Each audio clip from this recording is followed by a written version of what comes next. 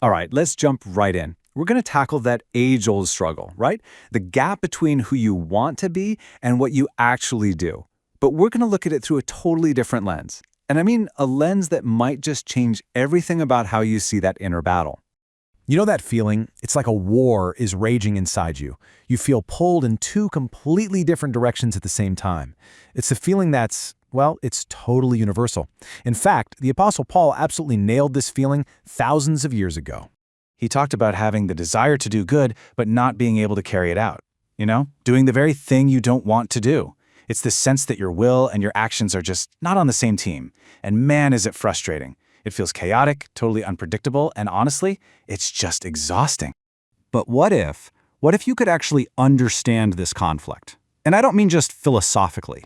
What if you could see it laid out, like a financial chart? I know it sounds a little out there, but stick with me. What if we could map this inner battle onto a system we can analyze, kind of like a trader watching the stock market? So, let's lay out the framework. We're going to treat this inner conflict like a trading pair you'd see on a currency market. And for our purposes, we're calling it the S/F pair, spirit versus flesh. Okay, so how does this work? In our model, the spirit is the base currency. It's the anchor of real value. The flesh, on the other hand, is the quote currency. It's reactive, it fluctuates, it's all about our impulses. So the price on our chart, this is the key. The price represents how much fleshly pressure it takes to break through your spiritual resolve. Think about it.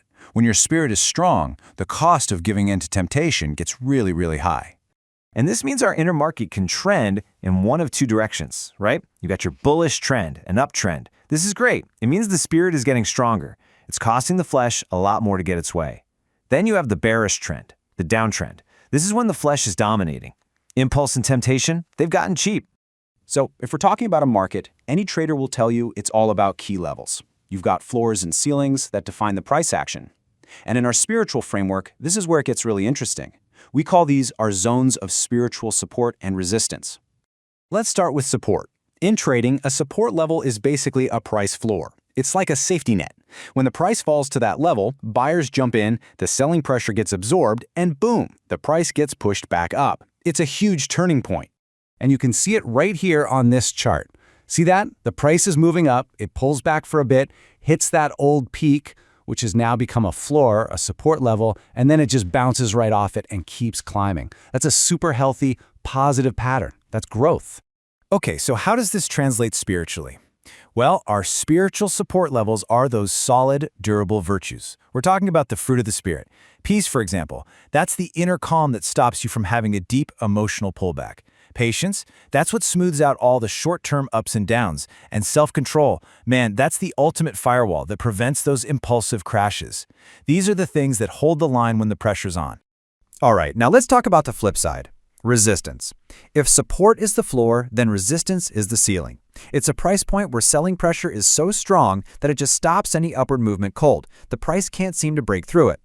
And you can see it in action right here. The price tries to move up. It rallies a bit, but then it smacks right into that resistance level, that ceiling, and gets shoved back down, again and again. It's like a hard cap on any progress. And what are our spiritual resistance zones? You know them. They're those nasty, recurring patterns. That hostile mindset you fall back into? That's a hard ceiling that prevents any kind of breakthrough. Pride and self-reliance? That's the zone where you consistently self every opportunity for grace. And things like fits of rage or jealousy, those are the violent spikes that just absolutely murder your upward momentum. Okay, so we've got our floors and we've got our ceilings. We know the key levels. But what about reading the signals in real time? How can you tell if that upward spiritual trend you're on is actually strong or if it's about to fall apart? Let's look at a really powerful signal. Now check this out. I want you to look really closely at the chart here. See that candlestick with the really long tail sticking out of the bottom? In trading, that's called a pin bar. And that long tail, that wick, oh man, that little thing tells an incredible story of a battle that was just fought and won. So what does it mean? That pin bar at a support level is a huge signal. It means the flesh tried to stage a takeover. It made a massive, aggressive push down, trying to shatter that support level. But that long wick shows that the spirit fought back. And not only fought back, but powerfully rejected that move, pushing the price all the way back up. It's like a statement. It says, nope, not today. It confirms that the uptrend is strong and very much alive. Okay, this whole charting idea is really cool, right? But it's just a neat idea unless we can actually use it. So let's get practical. How do we build a daily trading plan? An actual routine to keep our spiritual chart in a nice, healthy uptrend. So here it is, your daily spiritual trading routine.